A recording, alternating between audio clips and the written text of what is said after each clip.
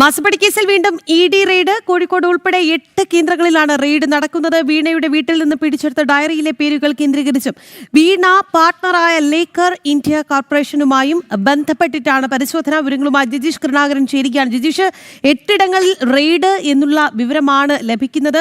ഇത് എപ്പോൾ തുടങ്ങിയ റെയ്ഡാണ്? ഇത് എത്ര മണിക്കൂറാകുന്നു? ഒപ്പം തന്നെ റെയ്ഡിന്റെ ഒരു പശ്ചാത്തലം കൂടി.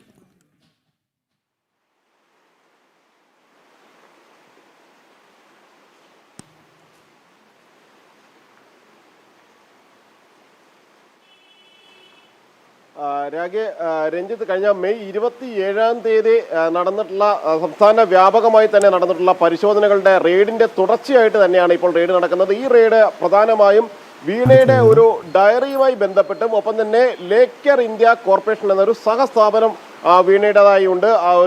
ആ സ്ഥാപനം കേന്ദ്രീകരിച്ചുമാണ്. ആ സ്ഥാപനത്തിന്റെ ചില പാർട്ട്ണർമാർ, ആ സ്ഥാപനത്തിന്റെ നേരത്തെ അതുമായി ബന്ധപ്പെട്ട് പ്രവർത്തിച്ചിരുന്ന ആളുകൾ എന്നിവരുമായി ബന്ധപ്പെട്ടാണ് മലബാർ മേഖലയിൽ വ്യാപകമായ പരിശോധനയിലേക്ക് എൻഫോഴ്സ്മെന്റ് ഡയറക്ടറേറ്റ് കടന്നിരിക്കുന്നത്.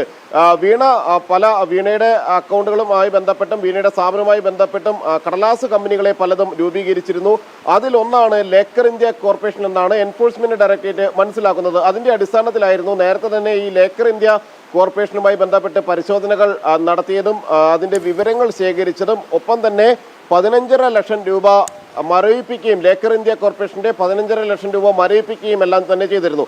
ഒപ്പം തന്നെ ചുവന്ന ഒരു ഡയറി റെയ്ഡിനിടയിൽ ഐഫോൺ പ്രോ മാക്സിനൊപ്പം വീണയുടെ ചുവന്ന ഒരു ഡയറി അന്വേഷണ സംഘം കസ്റ്റഡിയിലെടുത്തു. ആ ഡയറിയിൽ ചില വിവരങ്ങൾ കേന്ദ്രീകരിച്ചു കൂടിയാണ് ഇപ്പോൾ റെയ്ഡുകൾ നടക്കുന്നത് എന്നാണ് അന്വേഷണ സംഘം വ്യക്തമാക്കുന്നത്. അതിലെ 1 മുതൽ 9 വരെയുള്ള പേജുകളിലായിരുന്നു പ്രധാനമായും ഈ സാമ്പത്തിക ഇടപാടുകളുമായി ബന്ധപ്പെട്ടും ദുരൂഹമായ ചില വിവരങ്ങളും എല്ലാം തന്നെ ചേർത്തിരുന്നത്. അതുകൊണ്ട് തന്നെ അത്തരം കാര്യങ്ങൾ കേന്ദ്രീകരിച്ചിരുന്ന വീണയുടെ അടുത്ത ബന്ധുക്കളായ ചിലരെ സംബന്ധിച്ചുള്ള വിവരങ്ങൾ അല്ലെങ്കിൽ പണമിടപാടുമായി ബന്ധപ്പെട്ട ചില വിവരങ്ങളെല്ലാം തന്നെ ഈ ഡയറിയിലാണ് രേഖപ്പെടുത്തിയിരുന്നത്. ആ ഡയറിയിൽ നിന്ന് ലഭിച്ച വിവരങ്ങളുടെ കൂടി അടിസ്ഥാനത്തിലാണ് ഇപ്പോൾ മെയ് 27-ന് ശേഷം വീണ്ടും ഒരു വ്യാപകമായ റെയ്ഡിലേക്ക് 8 കേന്ദ്രങ്ങളിൽ പരിശോധന നടത്തുന്ന ഘട്ടത്തിലേക്ക് എൻഫോഴ്സ്മെന്റ് ഡയറക്ടറേറ്റ് എത്തിയിരിക്കുന്നത്.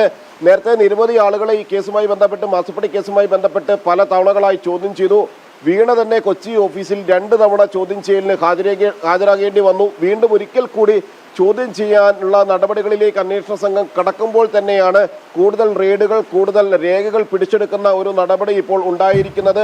അതോടൊപ്പം തന്നെ ഈ CMRലുമായി ബന്ധപ്പെട്ടും എക്സലോജിക്കുമായി ബന്ധപ്പെട്ട് വീണയെ ചോദ്യം ചെയ്തതിനൊപ്പം തന്നെ CMRL കമ്പനിയുമായി ബന്ധപ്പെട്ടും നിരവധി ആളുകളെ ചോദ്യം ചെയ്തിരുന്നു. CMRLന്റെ മാനേജിംഗ് ഡയറക്ടർ കൂടുതൽ കുരുക്കുകളിലേക്ക്, അതെ, വീണ വിജയൻ അങ്ങനെ തന്നെയാണ് പറയേണ്ടത്. എന്തായാലും കൂടുതൽ കുരുക്കുകളിലേക്ക് പോകുന്നു എന്ന കാര്യത്തിൽ യാതൊരു സംശയമില്ല. കാരണം ഈ ഡയറിയിലുള്ള പേരുകൾ കേന്ദ്രീകരിച്ചുള്ള പരിശോധനയാണ്. തീർച്ചയായിട്ടും ഒരു ഘട്ടത്തിൽ ഇ.ഡി. അന്വേഷണം എന്തായി, ഇ.ഡി. അന്വേഷണം ആവിയായി പോയി എന്നൊക്കെ പറഞ്ഞ ആളുകൾക്കുള്ള ഏറ്റവും വലിയ തിരിച്ചടിയാണിത്. അതെ.